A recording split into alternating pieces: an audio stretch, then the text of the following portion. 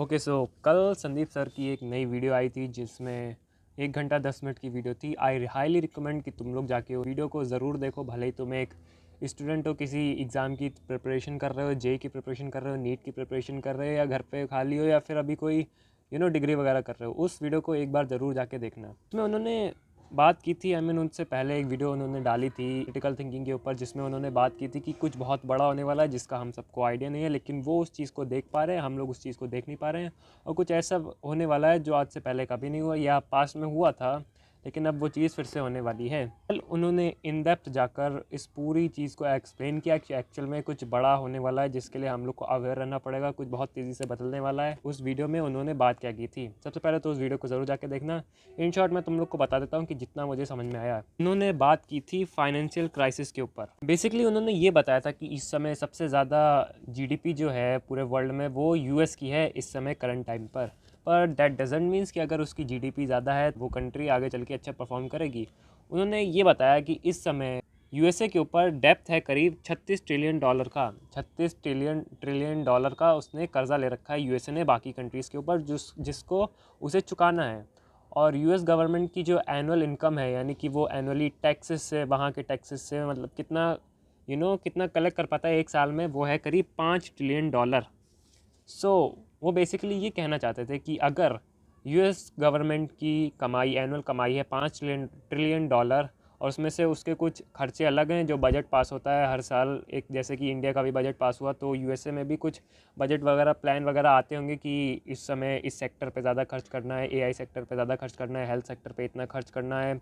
तो इन सब के खर्चे अलग, प्लस उसका 36 ट्रिलियन डॉलर का कर्जा अलग है, और उस कर्जे के ऊपर ब्याज अलग है।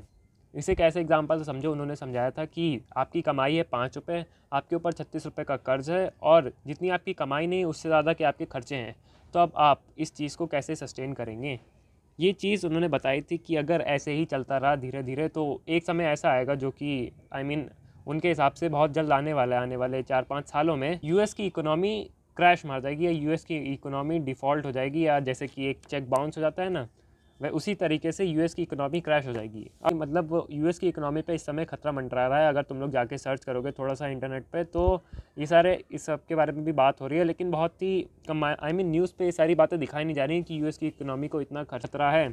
पर वो इस बात से कहना चाहते थे कि यूएस की इकोनॉमी पर अगर खतरा हुआ या यूएस की इकोनॉमी गिरी, तो उसके साथ उससे रिलेटेड जो और भी इकोनॉमी जो यूएस की इकोनॉमी के ऊपर डिपेंडेंट है, यानी कि यूएस की अर्थव्यवस्था अगर ख़राब हुई तो बाकी कंट्रीज़ की अर्थव्यवस्था जो यूएस के ऊपर डिपेंड करती हैं उनके ऊपर भी असर आएगा। सीधा सीधा समझो कि इंडिया के ऊपर भी इस चीज़ का काफ़ी खर्चा आएगा, महंगाई काफ़ी बढ़ जाएगी, और हालात बहुत बेकार से बेकार होने लगेंगे अगर ऐसा हो गया। तो ऐसे होने के काफ़ी सारे चांसेस हैं। इस प्रॉब्लम के ऊपर उन्होंने डिस्कशन किया था। और फिर कहाँ हम लोग अपने इंटर्न्स की तैयारी करेंगे, कहाँ हम लोग जॉब ढूंढेंगे, अनएम्प्लॉयमेंट बहुत तेज़ी से बढ़ जाएगा, फाइनेंशियल क्राइसिस आ जाएंगे, हर तरफ महंगाई बढ़ जाएगी। इसकी उन्होंने बात की थी, जो एक्चुअल में काफ़ी सारे चांसेस हैं यार।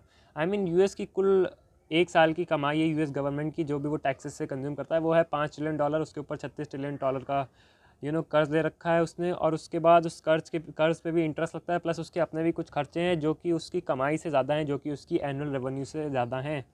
तो ये साफ साफ एक ही चीज़ की तरफ इंडिकेट करता है कि यूएस को इसके ऊपर बहुत ज़्यादा ध्यान देने की ज़रूरत है, नहीं तो इकोनॉमी क्रैश मार जाएगी।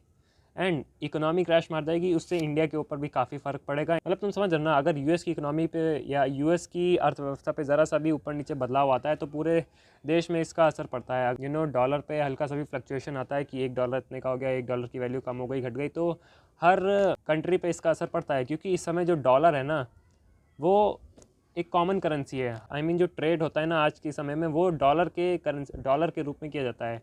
दो कंट्रीज़ के बीच में अगर कोई ट्रेड हो रहा है, दो कंट्रीज़ के बीच में, तो वो उनकी उनकी करेंसी के बीच में नहीं होगा। इंडिया और जापान के बीच में अगर ट्रेड हो रहा है तो वो जापानीज़ या इंडियन करेंसी में नहीं होगा, वो यूएस की करेंसी में होगा। यानी कि यूएस डॉलर इस समय डोमिनेट कर रहा है, सारा ट्रेड यूएस डॉलर की करेंसी में होता है। अब जब यूएस की इकोनॉमी पे क्रैश आएगा या ऐसा कुछ होगा, तो इससे पूरे वर्ल्ड पे इम्पैक्ट पड़ेगा यार, और जगह माहौल ख़राब होने लगेंगे, हर जगह क्राइसिस बढ़ जाएंगे, हर जगह इन्फ्लेमेशन बढ़ जाएगी। इन्फ्लेमेशन मतलब महंगाई बढ़ जाएगी। वो इस प्रॉब्लम के ऊपर बात कर रहे थे वो।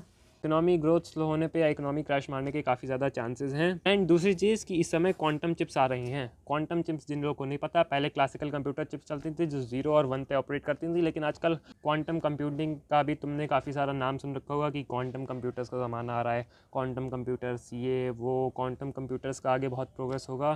तो इस समय क्वांटम चिप्स आ गई हैं जो कि 0 और 1 पे नहीं चलती हैं। ऐसा समझ लो, पहले कंप्यूटर 0 पे ऑपरेट करते थे, 1 पे, यानी कि एक समय पे एक बिट या तो 0 हो सकती है या तो 1 हो सकती है। लेकिन क्वांटम कंप्यूटर की वजह से अब वो बिट एक ही समय पे 0 भी है और 1 भी है। तो मतलब इतना समझ लो कि पहले एआई की ग्रोथ जो ऐसे जा रही थी ना बिना क्वांटम चिप्स के, अब क्वांटम चिप्स के आने पे वो ग्रोथ ऐसे जाएगी, मतलब ऐसे से सीधा ग्राफ ऊपर जा रहा है, सीधा सीधा। तो ये बहुत ही बड़ा सिग्नल है कि आने वाले समय में एआई बहुत ही तेज़ी से इवॉल्व होने वाला है। आने वाले 2 ही 3 सालों में यार, जब हम लोग अपनी ग्रेजुएशन कंप्लीट करके निकल रहे होंगे, या तुम लोग मेरी जो वीडियो देख रहे हो वो अपने कॉलेज के फर्स्ट सेकंड ईयर में होंगे, तब तक what I am saying is कि आने वाला समय काफ़ी ज़्यादा खतरनाक और काफ़ी ज़्यादा तबाही से भरा हो सकता है। इसका हम लोग को सोल्यूशन निकालना पड़ेगा, क्योंकि आने वाले समय में यार महंगाई भयंकर लेवल पे बढ़ने वाली है। उसके हिसाब से एआई का बहुत ही खतरनाक लेवल पे यूज़ होने वाला है। आधे से ज़्यादा लोगों की जॉब्स जो हैं वो कम होने वाली हैं यार। मतलब पहले गूगल कह रहा था कि अब 100 लोगों को हायर कर रहा था, तो अब सिर्फ 10 ही लोगों को हायर करेगा।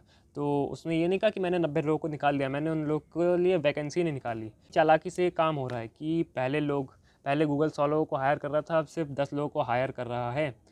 ये काफ़ी सोचने वाली बात है यार। और 10 वो ऐसे लोग होंगे जो एआई को काफ़ी अच्छे से ऑपरेट कर पा रहे हैं। मतलब मीडियोक्रिटी बिल्कुल ख़त्म होने वाली है। अगर तुम एक एवरेज कोडर हो तो खेल ख़त्म। कोडिंग उतनी अच्छे से नहीं आती है, बस काम चलाओ कोडिंग आती, तो हम लोग का कुछ नहीं हो सकता यार उस समय। फिर से कह रहा हूँ, एक बार जाके उस वीडियो को ज़रूर देखना जो कल ही संदीप सर ने अपनी लेटेस्ट वीडियो डाली है, यू आर द वर्ल्ड करके, जिसमें उन्होंने काफ़ी इन डेप्थ तरीके से बताया कि ये चीज़ कैसे होगी। और ये चीज़ मतलब फाइनेंशियल यानी कि इकोनॉमिक ग्रोथ स्लो होना या इकोनॉमी में क्रैश होना, ये चीज़ कैसे होगी। और उन्होंने काफ़ी इन डेप्थ जाके इस चीज़ को समझाया है, एकदम स्टार्टिंग से एकदम स्क्रैच से समझाया है, काफ़ी बेसिक नॉलेज में। बस तुम्हें थोड़ी बहुत नॉलेज होनी चाहिए कुछ 2-4 चीज़ों की, वो तुम वहीं पे सर्च कर लेना कि वो इसके बारे में बात कर रहे हैं तो ये चीज़ क्या होती है। फॉर एग्जांपल उन्होंने ब्रिक्स के बारे में बात की, उन्होंने ग्लोब G7 के बारे में बात की, तो ये दोनों चीज़ें क्या होती है। तो तुम इन सब की नॉलेज बेसिक नॉलेज ले लेना एक बार वीडियो को पॉज करके, और फिर समझने की कोशिश करना कि एक्चुअल में वर्ल्ड में इस समय चल क्या रहा है। वो किसी बहुत ही बड़े खतरे की तरफ संकेत कर रहे हैं यार, जिससे बचने के लिए हम लोग को अभी से दिमाग लगाने की ज़रूरत है। नहीं तो कुछ ऐसा होगा, एक झटके में होगा कि हम लोग के पैरों के नीचे से ज़मीन निकल जाएगी यार कि ये क्या हो गया एकदम से। कुछ काफ़ी 10-20 सालों के बाद, 10-20 साल आगे की बात नहीं होगी, ये आने वाले कुछ ही टाइम की बात है यार। आने वाले 2030 तक तो कुछ हो ही जाएगा, अगर इसके ऊपर यूएस ने इस समय ध्यान नहीं दिया तो। बट यार दिक्कत ये है ना कि इतना सब चल रहा है वर्ल्ड में, और एक्चुअल में हम लोग को ये सारी चीज़ें कभी फील नहीं होती हैं, क्योंकि हम लोग ऐसे माहौल में नहीं रहते हैं। लाइक अगर मैं या तुम कितनी भी बातें कर ले, कुछ ऐसे बड़े बड़े ये चल रहा है देश में, वो चल रहा है देश में, जब तक हम लोग अब ऐसे माहौल में रहेंगे ना जहाँ सब कुछ नॉर्मल है, तो हम लोग को कभी कुछ फील नहीं होता यार। लाइक अभी मेरे को ये सब फील नहीं हो रहा है कि इतना सब होने वाला है, क्वांटम चिप्स आ गई हैं, एआई इतनी लेवल पे इवॉल्व कर रहा है, मेरे को सब नॉर्मल लग रहा है यार। क्योंकि ये चीज़ें हम लोग की आंखों के सामने हो नहीं रही हैं। हम लोग की आंखों के सामने क्या हो रहा है, वही बस अपने दोस्त यार दिखते रहते हैं जो फालतू की सारी बातें करते रहते हैं, काम की कुछ ढंग की बात नहीं होती है। और स्कूल जाते हो, स्कूल से घर आते हो, घर से tuition, physics chemistry math, education system में ये सब बताया नहीं जाता यार। सो इन अदर वर्ड्स कुछ बहुत बड़ा होने वाला है उनके हिसाब से, जिनका उन्होंने अपनी लेटेस्ट वीडियो में जिक्र भी कर दिया। अब इसका असर हर एक इंसान पे आएगा। इसका एक सोल्यूशन उन्होंने बताया था, उन्होंने कहा था कि आप लोग खुद आइडेंटिफाई करें। पर एक सोल्यूशन मेरे को मिला था कि गोल्ड बाय करो। गोल्ड क्यों बाय करो? क्योंकि जेपी मॉर्गन ने जैसा उन्होंने अपनी वीडियो में कहा था कि जेपी मॉर्गन ने एक बात कही थी, gold is the real money, rest all is credit. यानी कि गोल्ड ही एक असली मनी है, क्योंकि उसकी प्राइस समय के साथ बढ़ती रहती है, वो महंगाई को बीट करता रहता है। लेकिन अगर तुम्हारे पास आज 1 लाख रुपया है तो 10 साल बाद वो 1 लाख रुपया नहीं रहेगा, उसकी वैल्यू और कम हो जाएगी। वेराज गोल्ड की वैल्यू आज जितनी है, 10 साल बाद वो इन्फ्लेशन यानी कि महंगाई को बीट कर देगा। और गोल्ड की वैल्यू अगर आज 1 लाख रुपये है, 1 लाख रुपये का सोना है तुम्हारे पास, तो 10 साल बाद उसकी वैल्यू बढ़ी जाएगी यार। महंगाई जितनी होगी उससे तो ज़्यादा ही हो जाएगी, ताकि तुम उस इन्फ्लेमेशन को बीट कर पाओ। गोल्ड के ऊपर इन्वेस्टमेंट शुरू कर देनी चाहिए यार। मेरे को उस वीडियो से जितना समझ में आया, सही समझ में आया, गलत समझ में आया, या मैंने इस हिसाब से ही समझा, मैंने वो तुम लोग को बता दिया है।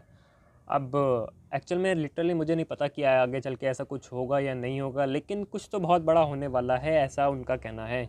बस दिक्कत ये है कि हम लोग को अभी फील नहीं हो रहा है यार। हम लोग वही मज़े में चाय बिस्किट खा रहे हैं बैठ के, वही सुबह से रात तक गेम खेल रहे हैं, वही गाने सुन रहे हैं, वही रील्स चला रहे हैं। कुछ बहुत झटके में बदलने वाला है यार, कुछ ऐसा ही होने वाला है। एआई बहुत तेज़ी से इवॉल्व करने वाला है और फाइनेंशियल क्राइसिस आने वाले हैं। इन दो प्रॉब्लम्स का हम लोग को सोल्यूशन निकालना पड़ेगा, क्योंकि ये प्रॉब्लम बस हम लोग की आंखों के सामने है यार, बस एकदम स्टार्टिंग है हो चुकी है इस प्रॉब्लम की, और कभी भी कुछ भी हो सकता है आने वाले 4-5 सालों में। इसके ऊपर हम लोग को ध्यान देने की ज़रूरत है। और यही था यार आज की वीडियो में। तुम लोग जाके एक बार उस वीडियो को ज़रूर से चेकआउट करना। That's it for today's video.